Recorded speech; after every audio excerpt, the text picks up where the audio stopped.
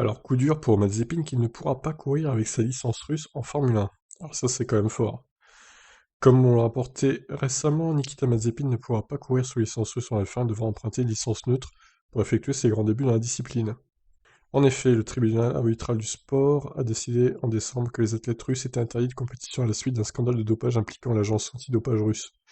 La FIA a confirmé que la décision du TAS s'applique bien sur les pilotes courant en Formule 1, en Formule E, en WEC, en WRC ou encore en WRX ou karting. C'est pour ça que Daniel Kiat n'avait pas eu de problème à courir avec sa nationalité. Les restrictions s'appliqueront pendant 2 ans à partir du 17 décembre 2020, soit jusqu'à la fin de la saison 2022. Les pilotes concernés, c'est-à-dire Mazepin en Formule 1 et plusieurs pilotes dans d'autres disciplines, notamment en WEC, ne pourront pas utiliser le drapeau russe ou l'emblème du pays.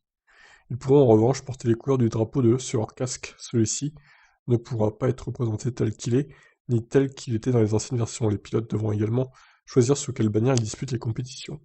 C'est n'importe quoi, sérieux.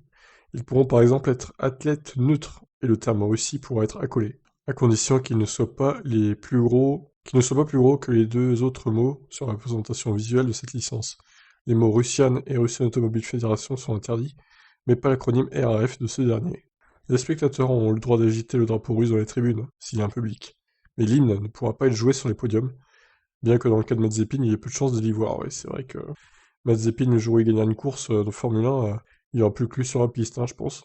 Donc j'ai hâte de voir quel sera le drapeau à coller au nom de Mazepin, hein, quand on le verra à l'écran à la télé. Ça va être assez intéressant de voir, je pense. C'est assez bizarre, hein, cette histoire de censure de la Russie, hein, on peut dire ça comme ça. Bon, écoutez, c'est comme ça, je vous laisse réagir. Ciao.